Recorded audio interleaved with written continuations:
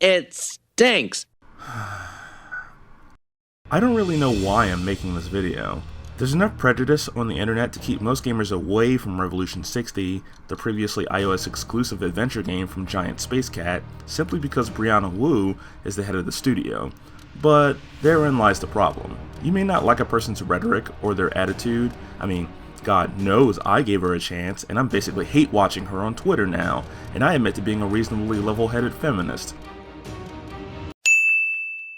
You may not like a dev, but you can still enjoy their content. I mean, look at Fez. It wouldn't be a stretch that someone who spouts as much vitriol as Brianna Wu would make a fantastic game, right?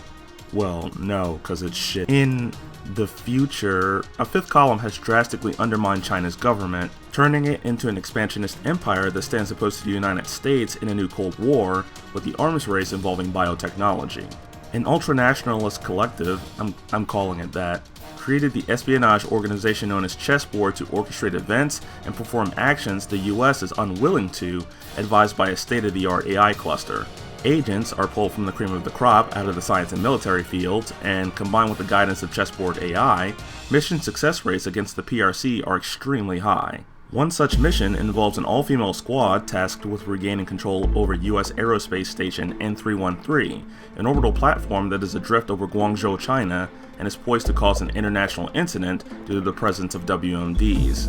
This Black Ops team is led by Minuet Kylie, a sassy woman with bug eyes and a standard-issue chessboard dress, I guess? Amelia Melponi, a US aerospace engineer, is a sassy woman who has experience with the station. Valentina Guazzo, or Unknown, which is a stupid codename by the way, is the pilot who is left without a personality after she's caught in a grenade explosion. Then there's the player character. Holiday, which is likely a codename, is an assassin who specializes in vehicular combat, but she's okay at the vanilla kind as well. Though you do control her decisions for most actions, her personality comes off as a snarky woman. On the surface, every character acts the same. No one likes the others, besides Holiday and Unknown, and she's not in the picture here, and they seemingly try to outdouche each other at all times, so most players won't like them either. Not every woman acts like this, so why is everyone written in this manner? There's a lot that can be said about character archetypes and how they're unrealistic, but they work in fiction because they give writers easy ways to play different well-defined personalities off one another, with the best writers making something organic out of it. Furthermore, if the goal was to make strong female characters, this game fails because they're not strong characters. Their motivations are paper thin, we learn practically nothing about them in the game itself, and definitely nothing about Holiday outside the game, and most of them are two-dimensional characters with no real inner conflicts. Even Crimson 09, the AI mastermind behind the N313 incident, mostly because it's portrayed as a crazy person. Hell, take her one step further and make her motivation petty as shit, and you automatically make her a weak female character. But you see where I'm going here. The characters are pretty unlikable, and with them being the centerpiece of the game, it makes the narrative itself look really bad. But everything these characters do and say to build the world can and should make up for their characterization. They don't. Because fuck you. A good example is the initial mission that ends with the destruction of Valentina's personality and face. Where are they? Easy answer, right? They must be in China since they're stealing a shuttle and fighting PRC Snow Leopard operatives, but why? You learn in the supplemental material that the US Aerospace does maintain a space force, though the budget has been severely stripped, but even that is in passing. So only the Chinese own space now? I guess you could pick that up eventually, but starting the game in media res with the Gamebreaker character getting her face exploded instead of in a well-directed briefing scene ensures that the potential for easy world building is lost. Mass Effect, arguably the game's biggest inspiration, did this to great effect, and you also get chances to learn about even the most minor characters. Might I also add that its main character is also a wonderful example of a non-gendered character, but that's not what we're talking about right now. Starting with the rising action portion of the story structure requires the exposition to be filtered in smartly, not with clumsily written dialogue explaining stuff the characters would already have learned before the snafu of an operation. The payoff is supposed to involve the endings, but the choices made and actions performed don't result in many differences, and you won't really care by then anyway. It's all undermined by the fact that, in the special edition, you can select whatever combination of permutations you want and view that resultant denouement, so you don't even have to waste time playing through the game again. It's like they knew it sucked. Holiday, this mission is code black. I can't divulge mission specifics. Wait, then how do you know what to... As an adventure game, most of the time spent with Revolution 60 involves making choices. Unlike genre standouts or even weaker games, the decisions made here don't change what's said or done, or even have consequences during the course of the game. Instead, the same actions and responses are played out regardless of whether or not your decisions are professional or renegade, and the only indication for your progress are these bars on the pause menu here. Physical actions involve the use of QTEs ranging from time spacebar presses to wholesale destruction of your keyboard from mashing the same key. In a way to add variety to the QTE process and make performance of certain tasks smoother, any swipes in the phone version of Rev 60 are replaced with words to type that are somewhat related to the situation at hand. As a callback to the typing of the dead, it's nice, but that novelty is overshadowed by the fact that you have to constantly switch back and forth between two different postures on the keyboard.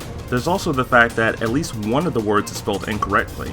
Vertical words can also be difficult to read, and a couple of the late game prompts require an extra press of the spacebar to complete. But let's take a step back for a moment. Holiday being an assassin and all, her primary, only means of handling altercations is combat. Every single tryst begins with a limp acknowledgement between two parties and proceeds with one-on-one fights on grid-based spaces that feel like a cross between those in the Battle Network and Star Force Mega Man series. Holiday fires projectiles from her needler only in a straight line, with each shot forcing a cooldown before you can attack again. Enemies have no such cooldowns and wield weapons and items that can move at angles or separate rows, forcing you to move and step out of range to protect yourself. Unfortunately, the AI feels completely brain dead most of the time, stepping and performing semi-random attacks without any care to your position.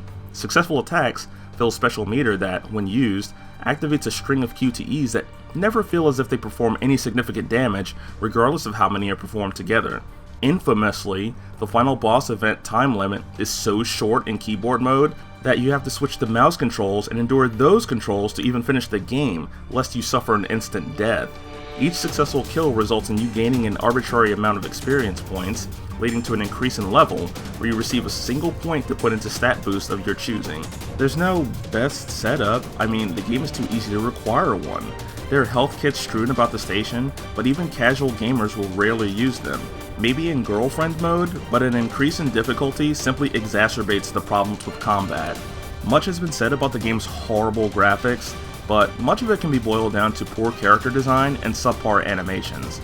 Yeah, Holiday looks like a direct rip of the same character from Socially Unconscious, Whappity pow! with her weak chin and heart-shaped updo, and all of the ladies have giraffe necks of Barbie dolls, which is interesting considering Life in the Dream House manages to make those same necks work well. At least the waists for most of the women are now wider in this version, meaning there's no chance of Holiday's back snapping in half during this maneuver. All of the backgrounds were made by Frank Wu, who also designed the various weapons and vehicles, and they look rather amateurish, but that's because he was one during development. Still, the texturing for everything is okay if you consider this is a port of a phone game with only minor lighting improvements. Yeah, it was developed in Unreal Engine 3 and yeah, Infinity Blade looked much better, but what can you expect from a bunch of amateur game devs? This? Sound design is equally lazy, with pithy weapon audio, sometimes poor line delivery from voice actors, Whappity pow! and the use of royalty-free music. How do I know almost nothing was composed in-house? All in 3 minutes. I've learned my lesson. Sure have. Never play this game. Don't watch Let's Plays of it. Don't even indulge in the extra material. You'll see great concepts utterly failed by the poor execution of literally one person who seems to have been barely supported by the rest of the team. You'll see weak characters, flanked by weaker in-game narrative, bare-bones gameplay, so-so graphics, and a complete lack of care in the audio department. Revolution 60 is simply not worth your time, especially if you're the type of person looking for a game with new compelling female heroines. They're not here! This is a lie. This is a lie, and the idea that this game should be meant to represent feminism in gaming is a fucking lie. And just so you know, it's ridiculous to think any one game would do that, so stop. If choice is your weapon, any choice to consume anything else involving this is a double-edged sword, so put the weapon down.